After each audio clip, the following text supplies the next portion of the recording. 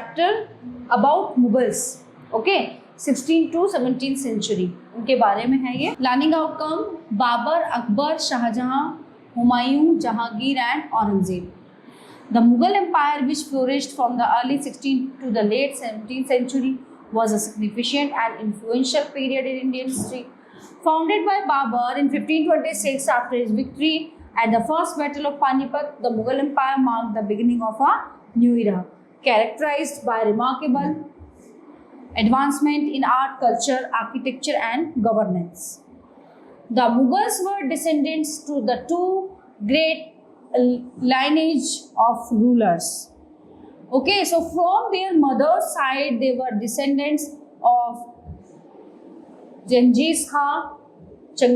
Genghis Khan died 1277. The Mongol ruler who ruled over parts of China and Central Asia from their father's side.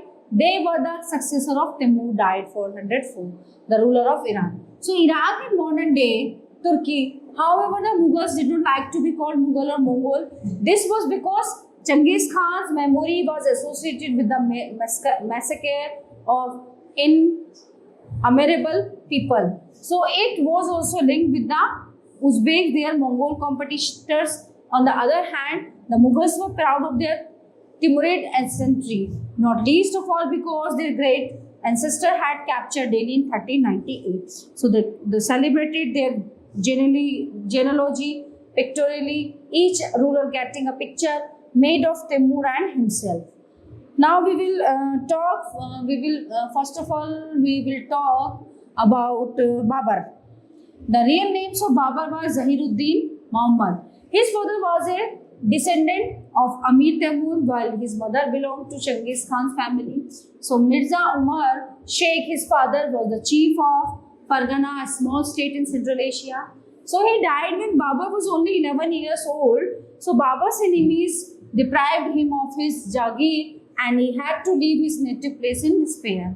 So then he came down to Kabul in order to expand his empire and strengthen his position in Central Asia. He invaded India 5 times. In the 5th battle, known as the Battle of Panipat, he defeated Ibrahim Lodi in 1526. This was the beginning of the Mughal rule. So in the Battle of Khandwa, 1527, at Rana Sanga, the ruler of Chittor and the greatest Rajput king of this time, was defeated. With this, Babur and complete control over North India. Even after Khandwa, Babur had to fight a battle at Ghagra against the Afghans in 1528 and other battle at Chanderi against the Rajputs in 1529. And Babur did not live long to consolidate his empire. He died in 1530 and he was succeeded by his eldest son Humayun. किसकी वजह से जीता वो? अपने बड़े बेटे हुमायूं की वजह से. Now talk about Humayun. After the death of Babur, his son Humayun succeeded his father, but according to the Timurid tradition, he had to share power with his brothers. So like Babur, he did not command the respect and esteem of the nobility. The sustained imperial power and hegemony, Humayun had to fight against the Afghans both in the east and the west. At the same time, he had to face hostilities from his own brothers who weakened his cause against the Afghans. Afghan, under the leadership of Sher Khan, popularly known as Sher Shah Suri, captured Gaur, the capital of Bengal, and beside Mahmud Shah, the ruler of Bengal, Sher Khan defeated Humayun first at the Battle of Chausa and then at Kannauj. Humayun fled from India and sought refuge in Persia, ruled by the Safavid dynasty. He conquered Kabul and Kandahar and captured Delhi and Agra. So he re-established the Mughal rule in 1555 but died in 1556, leaving behind his minor son Akbar under heavy odds. Sher Shah Suri. Sher Shah Suri was also referred to as Sher Khan, was the son of a small Jagirdar from Jaunpur. His original name was Farid Khan. In his youth, he killed a tiger with his bare hands. He emerged as a strong ruler of Bihar and occupied the throne of Delhi in 1540 by defeating the Mughal Emperor Humayun. So his empire extended from the river Jhelum in the west to the river Brahmaputra in the east and from the Indus and the Himalayas in the north to the river Narmada in central India excluding Kashmir, Malwas and Rajasthan. System was well organized under Sher Shah. He paid great attention to the growth of trade and commerce, improvement of communication and modernization of the army. The welfare of the people was one of his prime concerns. Most of his reforms reflected this concern. Sher Shah Suri also reformed the currency system, making it uniform in nature. So, he struck fine coins, rupiah, made of gold, silver and copper in place of the mixed metal coins. He built an excellent network of roads together, known as the Grand Trunk Road. So, initially referred to as a Sarak-e-Azam, he built sarais throughout his empire for the convenience of travelers and ensured the safety of roads and highways. Akbar. Jalaluddin Muhammad Akbar was born on 14 November 1542 in Amarkot when his father Humayun was in exile. It is sad that when the news of the birth of his son reached Humayun, so he was in a destitute condition and had nothing to celebrate the occasion. So Humayun broke a pod of musk and distributed it among his fellows, praying that the fame of his son would extend all over the world as the perfume of the musk. So Humayun died in 1556, designating his son Akbar as his successor on the throne and Baran Khan the young king's regent. In his early life, Akbar showed little interest in reading and writing. However, he showed his fondness for horse riding and swordmanship. Soon he became an expert warrior. So Akbar received the news of the death of his father Humayun at Kalanur, Punjab, where he along with Baram Khan was chasing Sikandar Sur. Baram Khan took immediate steps and raised the 13-year-old Akbar as emperor to the throne. He himself became his regent. It was a difficult task for a boy of 13 years to deal with such as difficult situations. So during this time, his position in India was not strong. So the Afghan army under the Hemu Vikramaditya defeated the Mughal army and captured Agra and Delhi. So in the second battle of Panipat fought between Hemu Vikramaditya and Baram Khan in 1556, and Hemu was defeated. It gave Delhi and Agra back to Akbar. Agra became the capital of the Mughal Empire. So during the next 4 years, Baram Khan enjoyed supreme position in the state as the emperor's guardian and prime minister from 1556 to 60. And he captured Punjab, Jaunpur, Ajmer and Gwalior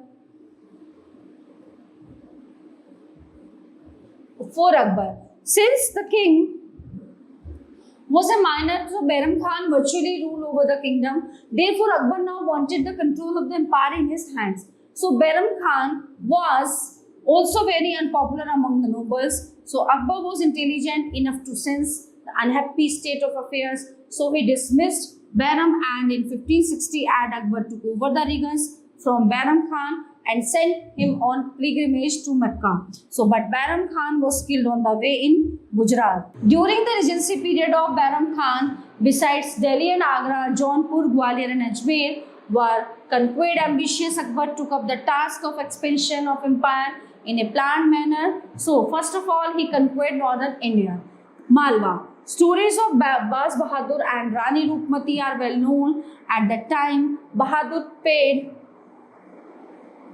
little attention to the administration, so which made the kingdom weak. So taking advantage of this situation, Akbar sent an army to conquer Malwa under the leadership of Adam Khan and Pir Muhammad. So Malwa was defeated. तो उसने क्या किया? मालवा को हरा दिया. किनको अपने साथ लिया था? आदम खान और पीर मोहम्मद को. Okay, but after some time, Baz Bahadur reoccupied Malwa. In 1562, Akbar sent another army to conquer Malwa. Akbar annexed Malwa to the Mughal Empire and showing generosity gave a mansab to Baz Bahadur. Gondwana. In 1564, Rani Durgavati was the ruler of Mughal army. And as Asaf Khan attacked Gondwana, she faced the Mughal army bravely. When the Rani lost every hope winning, she stabbed herself to death in order to avoid capture, dishonor. thus Mughal occupied Gondwana. The Rajput kingdom. Akbar was an imperialist and faceted ruler. He knew that it would be difficult to consolidate the Mughal Empire in India without the support of Rajput. So therefore, he established friendly relations with Rajput. ठीक है, तो क्या किया उसने, अकबर ने, उसको पता था कि यहाँ पे रहना मुश्किल है, तो उसने राजपूतों के साथ अपने कनेक्शंस बनाए. The first Rajput family to enter into a friendly alliance with Akbar was that of Raja Bihari Mal of Ambar. He got his daughter Jodhabai married to Akbar. Jodha की शादी उन्होंने अकबर के साथ कर दी. So the Mughal emperor honored the Raja's family by offering Bhagwan Das and Man Singh high post in the Mughal court. So he won for Akbar most of the territories that formed a part of the Mughal empire. But Rana Uday Singh refused to accept Akbar's offer for friendship. Rana Uday Singh gave command to his two noble generals, Jagmal and Patta. So Rajput under their leadership gave a tough fight but lost Chittor. So Rana Uday Singh was succeeded by Rana Pratap. So he continued the fight against the Mughals in 1576. So the Mughal forces defeated the Rana at the famous battle of Haldi Ghati. Still the Rana continued his war. So at last he conquered back large parts of his kingdom. In 1576, Bengal and Bihar were also annexed to the Mughal kingdom. Akbar led an expedition against Gujarat. It was a port of great importance to Akbar. Muzaffar Shah, ruler of Gujarat, was defeated by Akbar. So he got the Buland Darwaza constructed at Sikri. Likewise, Kashmir, Sindh, Kabul and Multan were added to the Mughal Empire, and thus the chain of defense of the northwest frontier province was completed. So having fully secured his way over northern India, Akbar thought of conquering the Deccan. He wanted to overthrow the Portuguese who had established their factories along the sea coast and were also building up their naval power.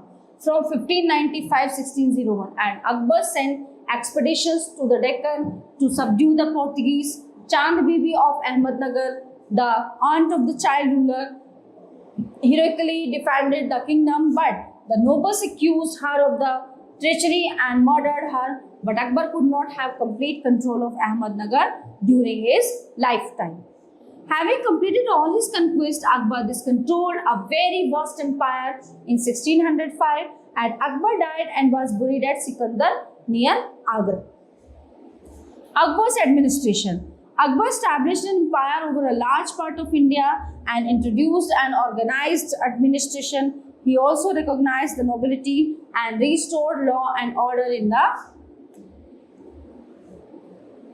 country. So he paid a great attention to the central and provincial governments. Basically, his system was based on the similar structure of government. So as that of the Delhi Sultanate, the post of Wakil was stripped of all powers and remained decorative. There were 4 ministers who shared the duties and responsibilities besides the Wakil.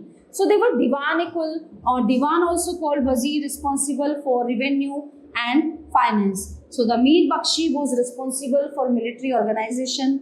The Sadr was responsible for ecclesiastical and judicial department. So Mir Saman was in charge of factories and stores maintained by the states. The Nauratna.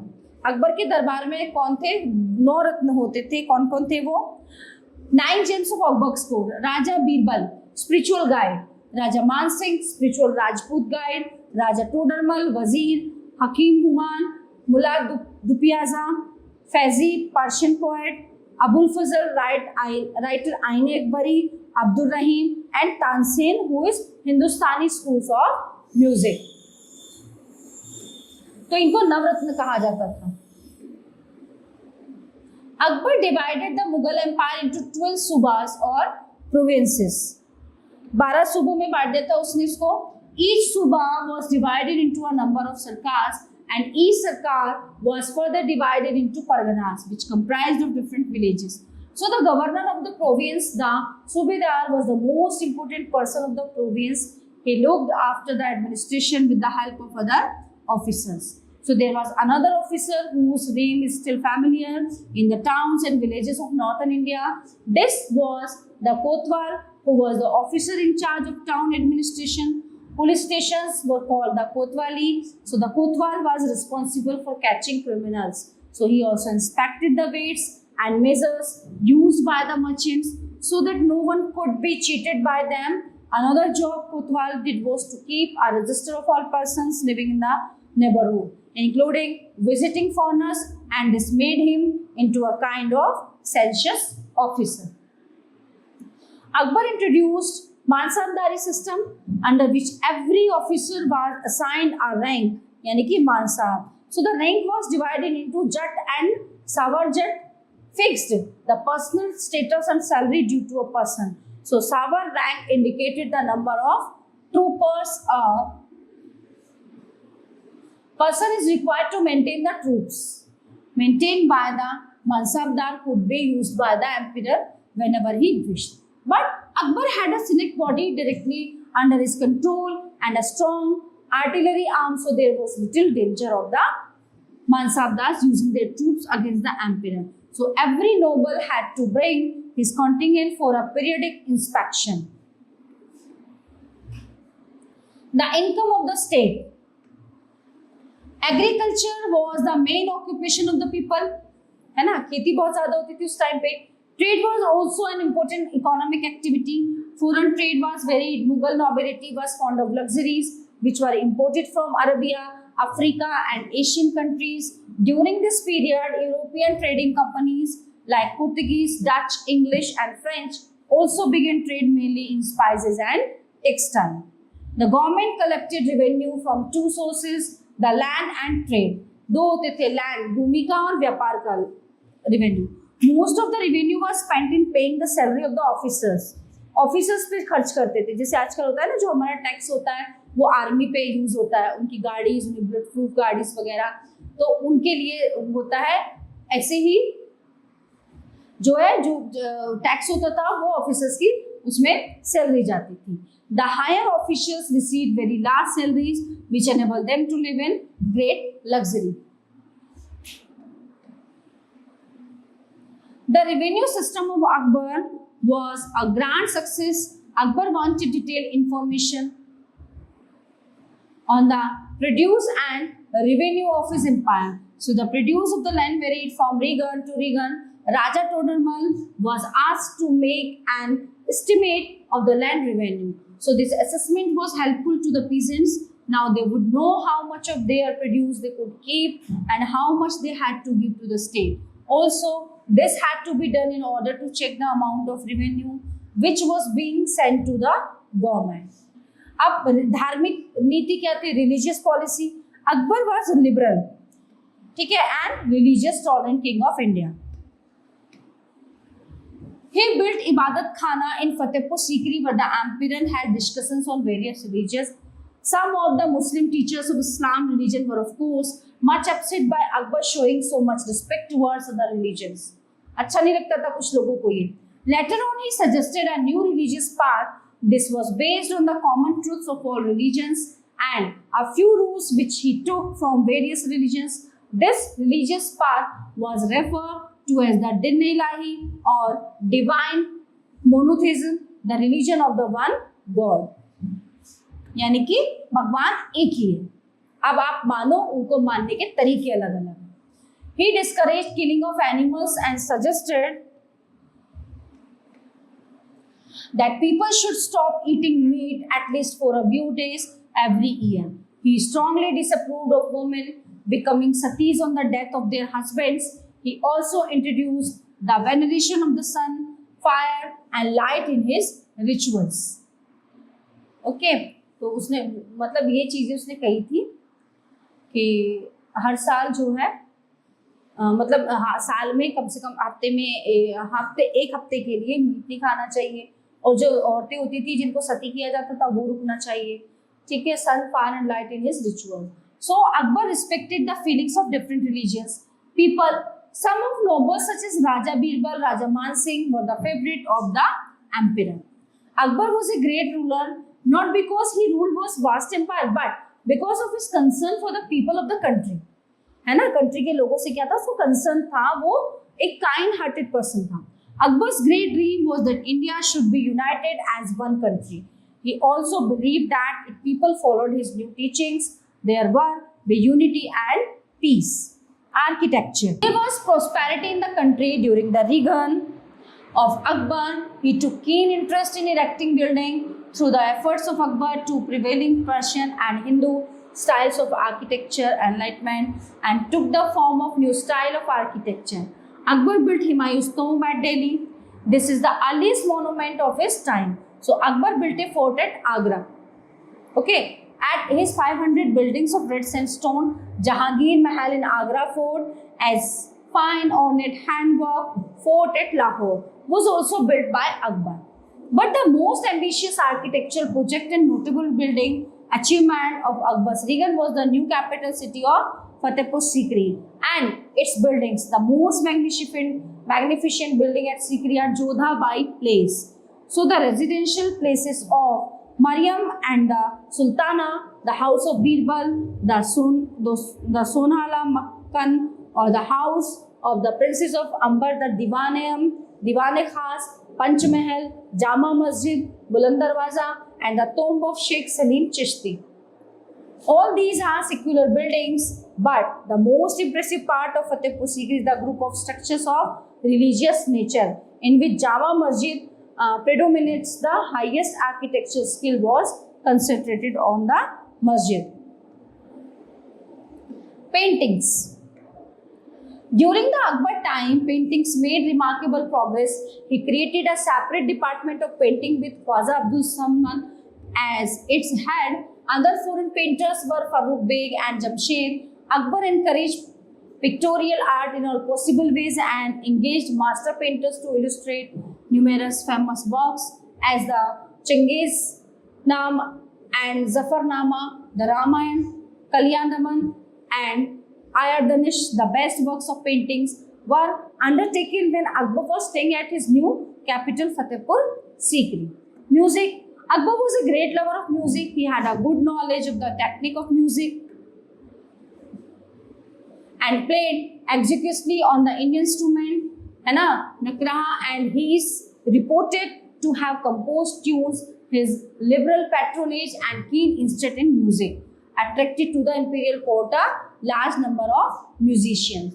So Hindus, Iranis, Turanis and Kashmiris, both men and women, the court musicians were arranged in 7 groups, 1 for each day in a week, and Akbar used to listen to their music with rapt attention. So the most renowned of these was Mia Tansen of Gwalior, about whom Abul Fazl writes that a singer like him has not been in India for the last 1000 years. So Baz Bahadur of Malwa, employed by Akbar, was also noted for his music and Hindi song. With the exception of Mubarak and Abul Fazl, the Amir and courtiers of Akbar was also noted for his music and Hindi songs. With the with the exceptions of Mubarak and Abul Fazl, the Amir and courtiers of Akbar like Abdur Rahim, Khana, Raja Bhagwan Das and Raja Man Singh patronized musicians. The celebrated singers and musicians composed and introduced new varieties of rags, ragas, like Tarana, Tumri, Ghazal, Qawwali, etc. And some Sanskrit works written on music were translated into Persian language. Literature. Akbar himself was illiterate, but he gave patronage to scholars, poets and historians. He encouraged literature. He also spent many hours in educating himself. Among his close friends with whom he had long discussions were 2 brothers, Abul Fazl and Faizi. Abul Fazl wrote a book, Akbarnama, of which a section is the famous Aine Akbari. Akbar's reign proved a golden period for Hindi and Sanskrit literature. He gave patronage to Hindi writers and poets. Akbar ordered one of his close friends and countries, Abul Fazl, to write a history of his reign. Abul Fazl wrote a 3-volume history of Akbar's reign titled Akbarnama. The first volume dealt with Akbar's ancestors and the second volume recorded the events of Akbar's reign. So the third volume is the Aine Akbari. It deals with Akbar's administration, household, army, the revenues, and the geography of his empire. It also provides rich details about the traditions and culture of the people living in India. So the most interesting aspect about the Aine Akbari is its statistical details about things as diverse as crops, yields, prices, wages, and revenues. Jahangir. After the death of Akbar, his son Jahangir came to the throne in 1605. Jahangir was an educated and able administrator known for the impartial justice to his people, irrespective of their religious faith. He continued Akbar's policy and earned respect from all spheres of the society. So Mughal rule under Jahangir was noted for political stability, brisk economic activity, beautiful painting, and monumental buildings. By the beginning of 17th century, the Mughal Empire had acquired unparalleled military strength and economic prosperity. One of the political triumphs of Jahangir's reign was the submission of Rana Amar Singh of Mewar. Jahangir captured the fort of Kangra. After a long sigh, a part of Ahmednagar was also annexed. So Malik Ambar ceded to the Mughals the territory of Balaghat. Jahangir's reign was, however, marked by several revolts. Okay, so Guru Arjan Dev was martyred during this period, thus alienating the Sikh community. Even Jahangir's son Prince Khurram rebelled against him in the last years of his reign. During Jahangir's time, European traders had started coming to India in 1600. Captain William Hawkins, a representative of the East India Company, came to Jahangir's court. So the first ambassador to the Mughal court was Sir Thomas Roy, who came in 1615. He was able to secure many trading facilities for his countrymen, and the first English trading post was established at Surat. Shah Jahan. After the death of Jahangir, Khurram succeeded the throne as Shah Jahan in 1628. In 1628, he defeated Raja Jujhar Singh of Budelkhands, and again in 1635 and was killed. So there were three major states in the Deccan: Ahmednagar, Bijapur, and Golconda. These states created troubles for the Mughal Empire and Prince Aurangzeb was made the Subedar Viceroy of the Deccan. So Shah Jahan also had trouble with the Portuguese because they still practiced piracy. So the Mughal armies acted against them and cleared them out of Hubli. Shah Jahan's relations with the English were, however, cordial. Many of foreign travelers, including the French, like Bernier and Trevenier, and Italian Manuki, visited his kingdom. They have left a vivid accounts of his reign. Shah Jahan's reign, however, best remembered for his many buildings and fine architecture activities, which we shall study towards the close of this chapter. He faced famine and plague in a large part of Gujarat, Khandesh, and Deccan, in which thousands of people died. So Abdul Hamid Lahori described in his accounts the strategies adopted by Shah Jahan to control situations of famine and plague. In addition to Jahangir's empire, the Nizam Shahi's dynasty of Ahmednagar was brought under Mughal control by Shah Jahan. The Deccan Sultanate of Bijapur and Golconda accepted his supremacy in 1636. So he reconquered Kandahar in 1638 and routed the Uzbeks at Balkhan in 1647 and annexed the region of Kamarupa in Assam. Shah Jahan shifted the capital of the Mughal Empire from Agra to Delhi and ruled over the Red Fort. ठीक है, अब वो क्या करना चाह रहा था? Empire from Agra to Delhi. वो बनना चाह रहा था उसका, वो शिफ्ट करना चाह रहा था कैपिटल को. So the last of the great Mughals. Now we will talk about Aurangzeb. The last of the great Mughal Aurangzeb ascended. Why he is not great? These are not great. These are the coward. इन्होंने इतने साल हम पे राज किया और हमारे देश को लूटा. Aurangzeb ascended the throne at Delhi, assuming the title of Alamgir. He ruled for 50 years till his death in February 1707 in Ahmednagar during his reign. Aurangzeb tried to fulfill his great ambition of bringing the entire subcontinent under one rule. So it was under his rule that in 1687 Bijapur and Golconda, the last of the two Shia states, surrendered to the Mughal Empire. So the Marathas continued to fight against Aurangzeb for some time.